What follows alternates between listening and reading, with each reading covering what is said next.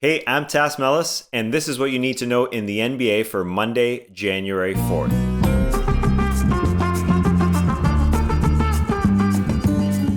The first thing you need to know is that Steph Curry had a career high 62 points versus Portland on Sunday. His previous career high was 54, and I love the answer he gave on the broadcast after the game when he was asked, "Did you know how many points you had while you were playing the game?" Of course. Of course, was his answer. Didn't bat an eye. Yeah, I was going for it. And that's what Warriors fans want from Steph Curry, especially since Klay Thompson went down with the Achilles injury. They've wanted Steph to shoot and put the team on his back, and he's done that, bringing them back to a respectable 3-3 record after a pretty slow start to the season. What a show he put on. Another guy putting on a show is Jaylen Brown of the Celtics, and it's veering into historic territory.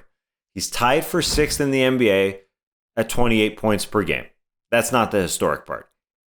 It's like he never misses, which would be very historic.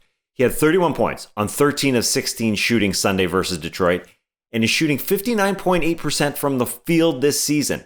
6 out of 10 shots from the floor for a wing is ridiculous. His field goal percentage is 12th best in the NBA. 10 of the 11 guys ahead of him are bigs, expected, and the other is Sterling Brown, who is bound to come back to earth. He's a guard that just hasn't shot much this season. Golden State and Portland played twice in a row this weekend, as did Detroit and Boston. These 2-game baseball-like series are a result of COVID-19. Same 2 teams played twice in a row, a couple days apart in the same city to reduce travel. And I think this kink in the new scheduling is here to stay. Teams are fresh.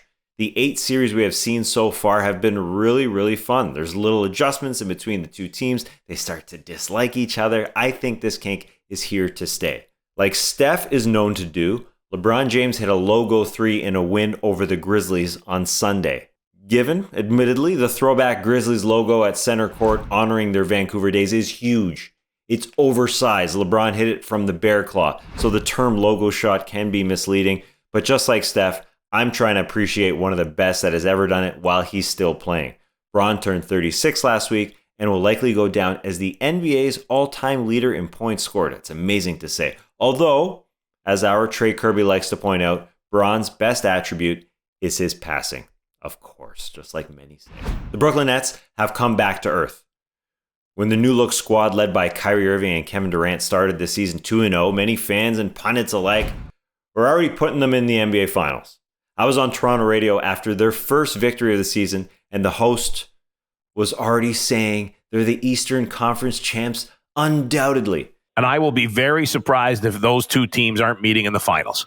Sorry to call you out, Joey Vendetta, but since the Nets have come back to earth, they've lost 4 of 5 since starting 2-0, including a loss to Washington on Sunday. The last 3 games, they've given up 141 points, 114, and 123. Rebounding problems, turnover problems, but they almost won. That's how good they are. Kevin Durant, Kyrie Irving had shots to beat Washington on Sunday. It was really fun to watch Durant up against his old teammate, Russell Westbrook, just a few years older than their OKC days. 2 Chicago Bulls have contracted COVID-19. Bulls head coach Billy Donovan revealed that Tomas Satoransky and Chandler Hutchison have the virus. And that's in addition to 2 other Bulls, Lauri Markkanen and Ryan Arcidiacono, who are sitting games because of contact tracing.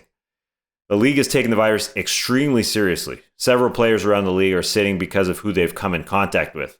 And that's the reason the league increased the number of active players per team to 15 from 13.